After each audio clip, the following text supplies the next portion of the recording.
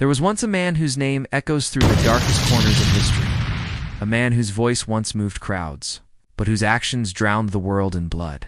His name was Adolf Hitler. He was born in 1889 in a small town called Braunau am Main in Austria. As a child, Hitler didn't dream of war or politics. He dreamed of art. He wanted to be a painter, to create beauty on canvas. He applied to art school in Vienna at Weiss. Both times, he was rejected. That rejection, so simple to the world, left a deep scar on his soul. He stayed in Vienna, poor, angry, aimless. During those years, he absorbed the city's rising anti-Semitic rhetoric. Hatred slowly replaced hope. Then came the First World War. For the first time, Hitler found purpose. He volunteered for the German army and served as a soldier in the trenches. With his fiery speeches, he quickly rose to power within it. That party became the National Socialist German Workers' Party, the Nazi Party. The seeds of disaster had been planted. He wasn't a commander, just a messenger, but the war gave him identity. And when Germany lost, when humiliation, hunger, and unemployment swept across the nation, Hitler, like many, was devastated. One by one, opposition voices were silenced, books were burned. Freedom disappeared. But he didn't blame the war. He blamed the Jews, the socialists, the weak leaders. He believed Germany had been betrayed, not defeated. In 1919, he joined a small nationalist party. Children, mothers, elders, entire families.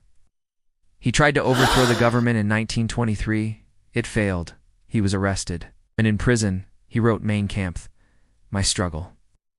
A book filled with dangerous ideas, racial superiority, Jewish conspiracy theories, and the dream of a greater Germany.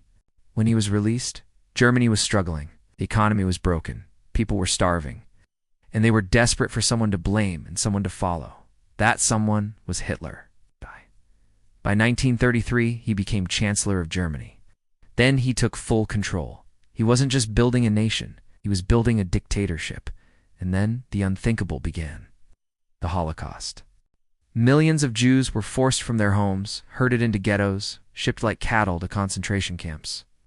They were shot, gassed, burned. 6 million Jews, and millions of others murdered in cold blood. Not in war, in genocide. But Hitler didn't stop there. He wanted more. He invaded Poland in 1939, and World War II began. Country after country fell. France, Belgium, Norway. His armies swept through Europe. Then he made his biggest mistake, invading the Soviet Union. The cold, the resistance, the endless land, it all broke his army. By 1945, the Allies were closing in. Germany was bombed to ruins. And deep beneath the city of Berlin, in a concrete bunker, Hitler realized it was over.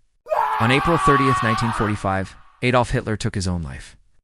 A man who had risen through lies, hatred, and fear died in silence, underground, alone. But his story didn't end there, because what Hitler left behind was not just a broken Germany. He left behind a warning to the world. That hate, when it finds power, can destroy everything. His life teaches us that tyranny doesn't begin with tanks.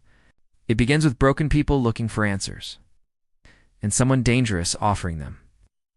So we remember him not to honor his name, but to ensure his path is never walked again.